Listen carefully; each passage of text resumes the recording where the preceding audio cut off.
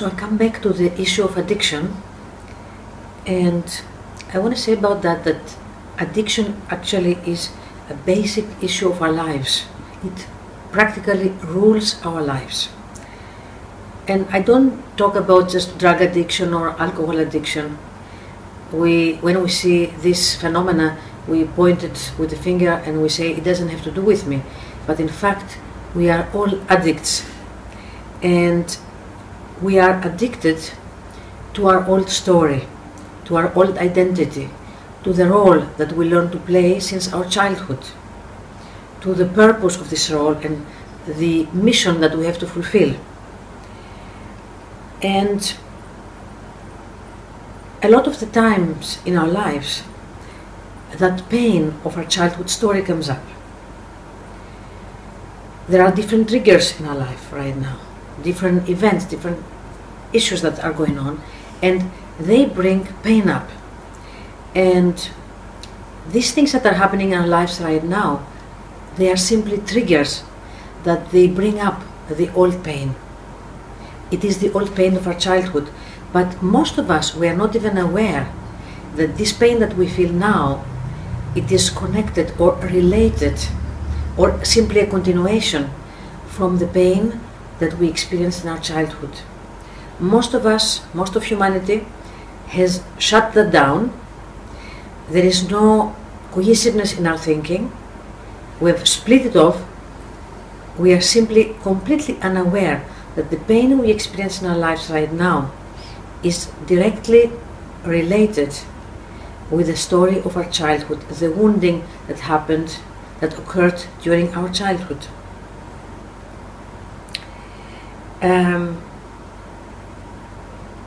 Now, what is happening, we are simply triggered. We are triggered from the events of our lives.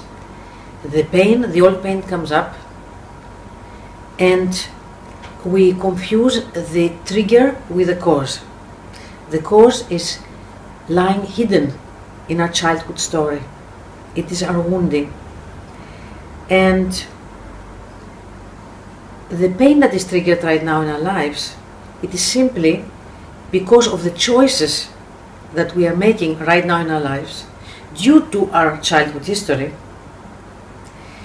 And it is also due to the fact that in some level we want to heal the pain of our past.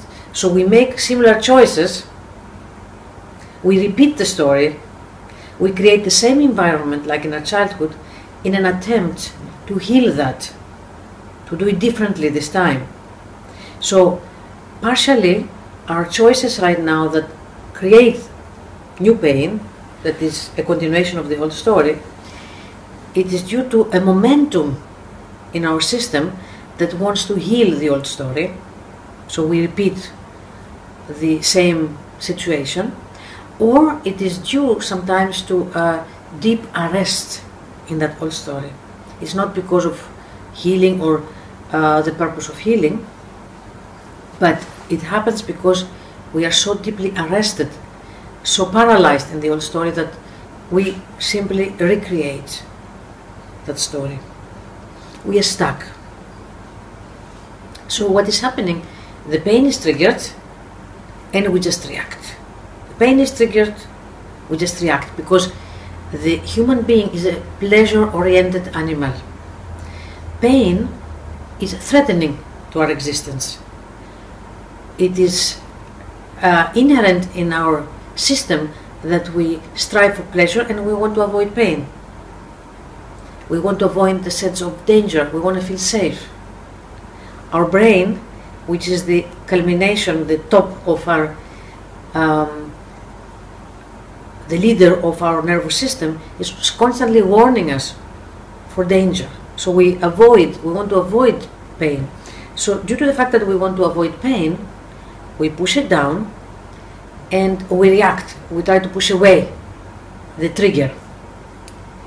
And to go out of the addiction of that cycle of trigger, reaction, trigger, reaction, we need to take a willingness to go out of this addictive cycle.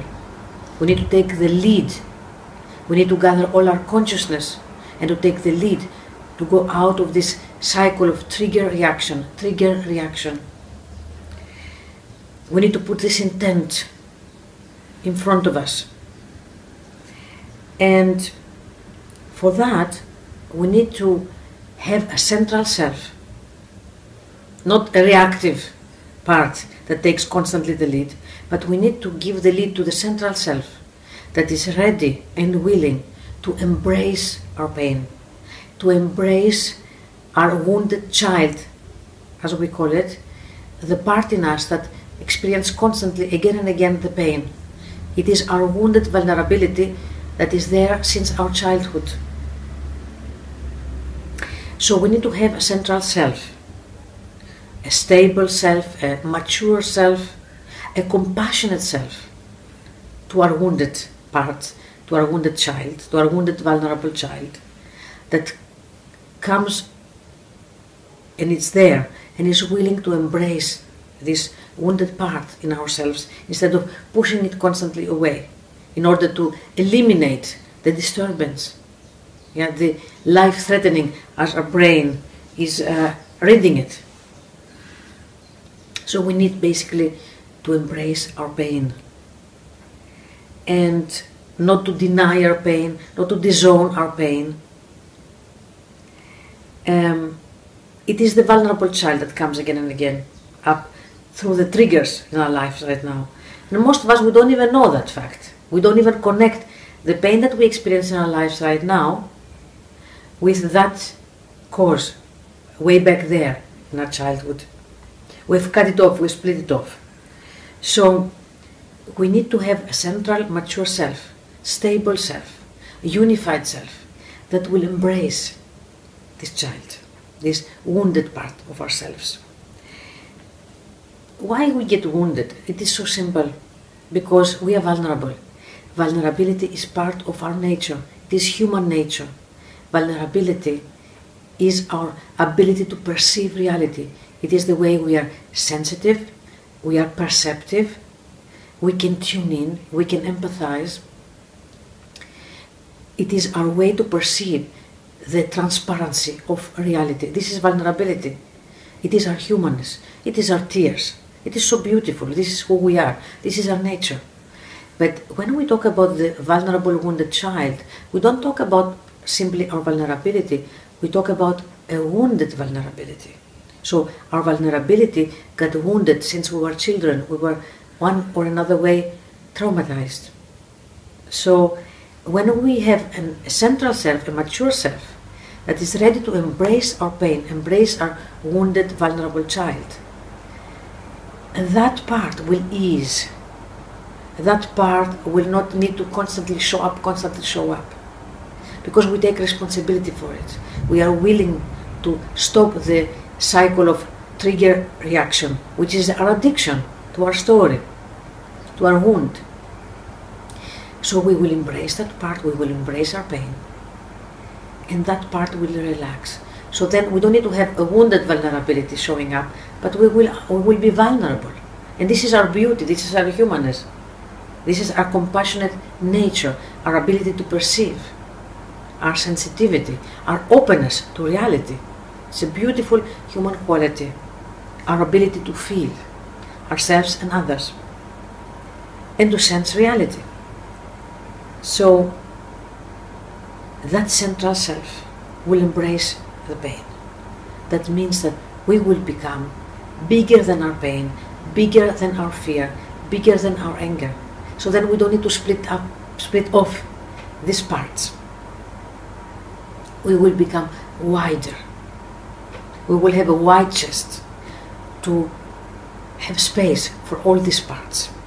So we will not be any more scared of those parts. We will not need to push them away. And we will not even need to react. So we will go out of that addiction. So in that sense we will enter another reality. A reality where we are simply present. This is essential presence. In that state of essential presence, even our superego, the toxic part that constantly beats us down and even creates more pain, although initially it wants to protect us from the pain.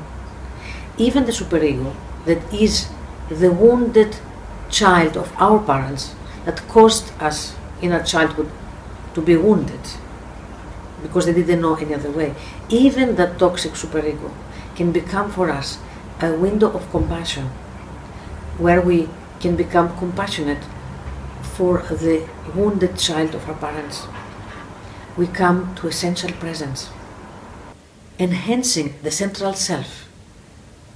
We are augmenting our presence, our essential presence, and that central self becomes eventually the host for our point of light.